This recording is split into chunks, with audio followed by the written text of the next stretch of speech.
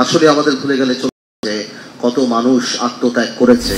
আমরা আসলে সংস্কারের এগেইনস্টে না, বাট আমরা এমন কোনো রিস্কে যেতে চাই না জাতীয় নির্বাচনটা যত বিলম্বিত হয় প্রলম্বিত হয়। বিদেশি পাসপোর্ট পেলে কেউ নির্বাচন করতে পারবে না। আই ডোন্ট হ্যাভ আ বিদেশি পাসপোর্ট, আমার নেই।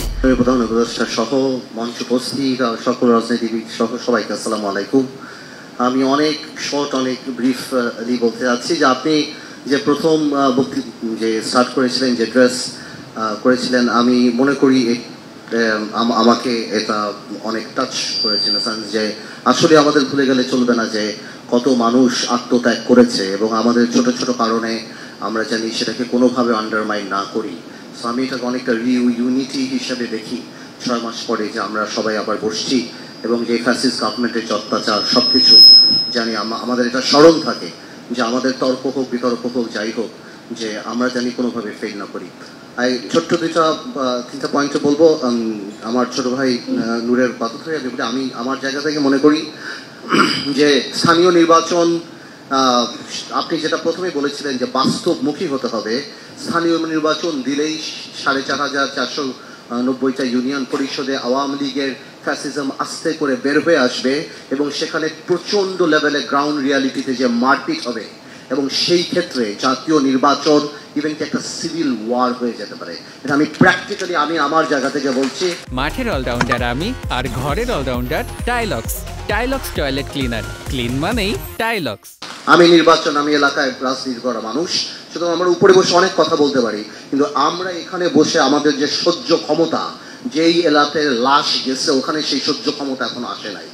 এই যে আওয়ামী লীগ হঠাৎ করে একটু বের হয়ে আসবে, ইউনিয়ন পরিষদের নির্বাচন আপনারা জানেন কত রক্তক্ষয়ী হয় এমনিতেই, সেখানে যদি আপনি দিয়ে দেন এটা কিন্তু একটা সিভিল ওয়ারের দিকে চলে যাবে। এটা কিন্তু বাস্তব কথা, একটা কথা।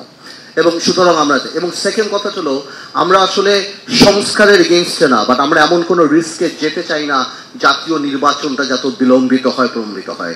এই যে কিছুদিন আগে যে আপনার নিজেরই বলতে হয়েছে যে পরিমাণ সন্ত্রাস হঠাৎ করে যে ধরনের গন্ডগোল বা যে ধরনের আরম্ভ হয়ে গিয়েছিল, পুরো জাতি কিন্তু একটা চিন্তার মধ্যে পড়ে গিয়েছিল এবং বিদেশে আমাদের ভাবমূর্তির ব্যাপারটাও কিন্তু হয়ে গেছিল। এগুলি কিন্তু যখন হাত থেকে বের হয়ে যায় তখন কি কন্ট্রোল করা যায় না। তো আমরা নির্বাচনমুখী, কারণ আমরা মনে করি স্থিতিশীল সরকার আসলে, হ্যাঁ অনেক সংস্কার যদি নাও হয় আমরা ন্যাশনাল কমিটমেন্টের মাধ্যমে হয়তো সেই সংস্কারগুলির ব্যাপারে জাতির কাছে অঙ্গীকারবদ্ধ আমরা হতে পারি, কিন্তু কোনোভাবেও জাতীয় নির্বাচন নিয়ে যে সবাই একটা আলাপ, এই জাতি বলেন যে একটা কনস্পিরেসি থিওরি কাজ করে, সেটা জানি কোনোভাবেও কাজ না করে। তো আমি এই দুইটা ব্যাপারেই মেইনলি কথা বলতে চাই। আরেকটা সিম্পল কথা বলতে চাই, প্রবাসীদের নিয়ে আমি একটু কথা বলতে চাই। কারণ প্রবাসীদের এত রেমিটেন্স আমাদের এখানে আছে।